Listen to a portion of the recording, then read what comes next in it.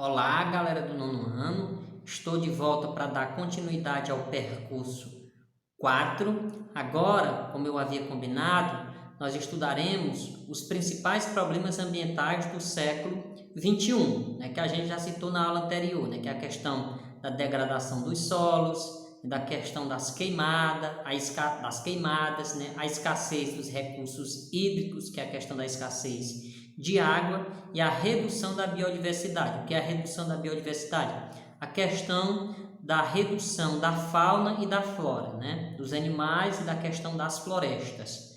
Então, nós vamos estar compreendendo cada um desses problemas agora. Degradação dos solos. Então, nós vamos entender o que leva à degradação do solo, os prejuízos que essa degradação do solo traz para as pessoas que dependem da agricultura principalmente.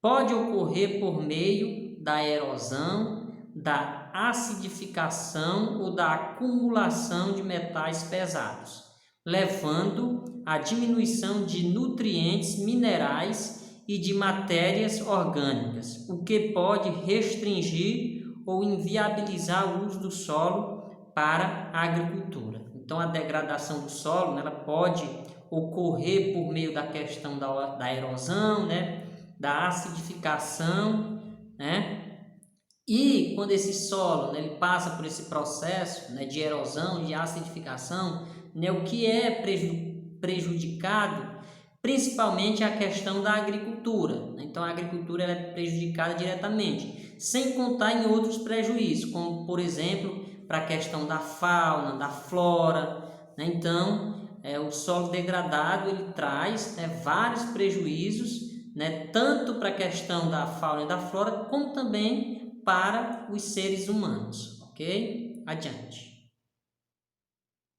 Fatores que contribuem para a degradação dos solos. Então, nós vamos compreender agora quais são os fatores que levam à degradação do solo. Então, a gente viu alguns fatores, que causam, que de certa forma eleva a erosão, a questão da degradação do solo. E agora nós vamos ver quais são os agentes responsáveis, O desmatamento, que facilita a erosão superficial causada pela água da chuva e pelo vento e provoca o transporte de humus e nutrientes, além de sulcos no solo, que podem formar vossorocas. Então, um dos fatores principal que vai levar à degradação do solo, que vai levar à erosão do solo, vai ser o desmatamento. Então, a partir do momento que você desmata uma região, de certa forma, você está prejudicando o solo daquela região. Porque quando você desmata, o chão ele fica desprotegido do solo, e quando a chuva vem, ela leva os nutrientes do solo, faz buraco, e de certa forma, o que eles chamam aí de vossorocas, ou de certa forma, vai fazer com que o solo ele fique destruído, muitas vezes infértil, ou seja, inapropriado para a questão da agricultura.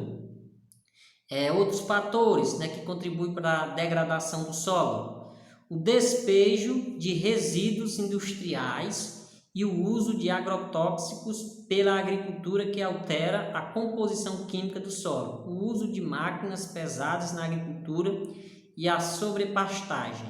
Então, aí também outros problemas que prejudicam, que levam à questão da degradação do solo, que é a questão dos resíduos industriais, que são jogados às vezes no solo, e isso prejudica, o caso, por exemplo, até dos lixões, a questão também dos agrotóxicos, que é usado na agricultura, que a gente chama de venenos, que é colocado muitas vezes para matar inseto, para matar o mato, e de certa forma também prejudicam o solo. Existe também a questão das máquinas pesadas, que de certa forma também prejudica o solo, e temos também a questão da sobrepastagem, que é o uso, por exemplo, de plantação de capins, para alimentação do gado, Então, tudo isso prejudica o solo, e, consequentemente, prejudica o meio ambiente. Adiante. As queimadas. É outro problema ambiental, né? As queimadas, ó.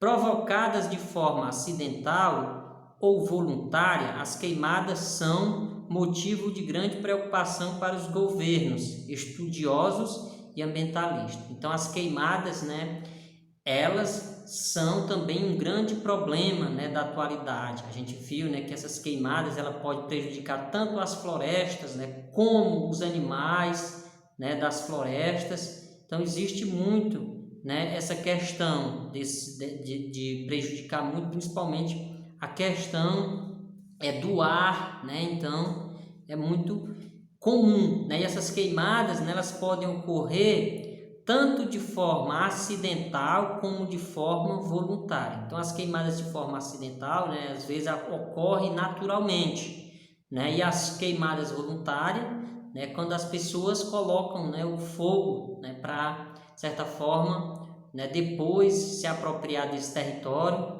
Então, existem esses dois tipos de queimada, né? As queimadas acidental e as queimadas voluntárias. Adiante. Consequência das queimadas. Então, nós temos aí algumas consequências, né, trazidas pelas queimadas, né? Ó, destroem as camadas superficiais do solo e aceleram seu processo de desgastes e esgotamento.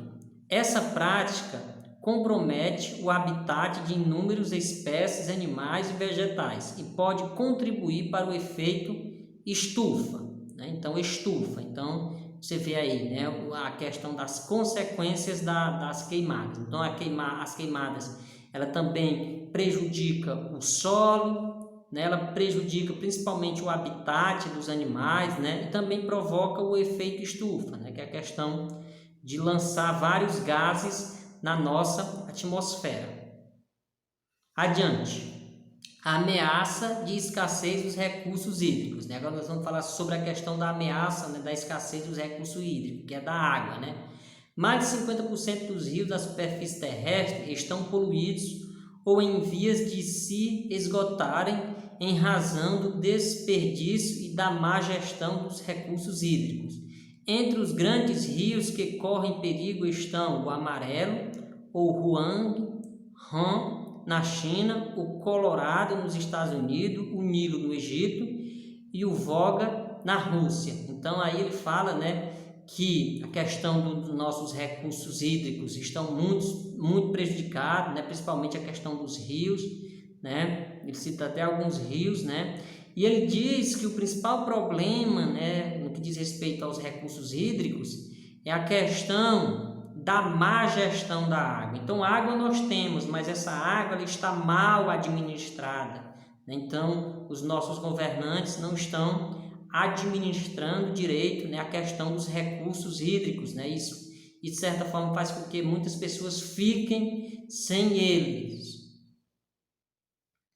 Algumas dicas para evitar o fim dos recursos hídricos. Então, nós temos aí algumas dicas, né, para evitar a questão do fim, né, da questão da água, porque a gente sabe que sem a água a gente não sobreviveria, né? A gente sabe que a água não vai se acabar, né, porque a chuva ela sempre vai continuar existindo, já que a evaporação, né, ela sempre acontece. No entanto, a questão é essa água potável, né? Então, a água potável pode faltar, que é a água apropriada para o consumo, né? E aí nós temos, né, algumas dicas para evitar o fim dos recursos hídricos, ó. Adotar novas ações para o uso da água. Então, a gente precisa adotar, né, novas medidas quando a gente estiver usando a água. A gente, de certa forma, não se preocupa muito com esse uso exagerado da água, né? Economia cotidiana nos domicílios, na escola e em outros lugares. Então, a gente tem que fazer essa economia, né, seja nas nossas casas, na escola, né, no trabalho. Então, é necessário, né, que a gente faça essa economia.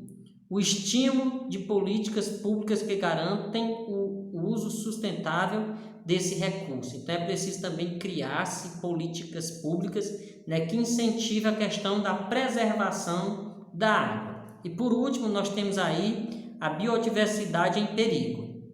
Então, ó, a preservação da biodiversidade é um dos grandes desafios ambientais do século XXI. Grande parte dos problemas ambientais trabalhados até aqui leva à destruição de espécies animais e vegetais, indispensável para a manutenção da vida no planeta. Então, todos esses problemas, né, que a gente estudou anteriormente, a questão da degradação do solo, a questão das queimadas, a questão da falta de recurso hídrico, né, também prejudica a questão da biodiversidade. A gente sabe que as florestas, que os animais, eles são muito importantes, né, para a nossa sociedade, né? Então, eles têm sua participação fundamental, né, na questão do bem-estar, né, de uma sociedade. Então, os animais, por exemplo, podem, né, auxiliar na questão, por exemplo, das cadeias alimentares, né, que se você destrói um animal que pertence a uma determinada cadeia alimentar,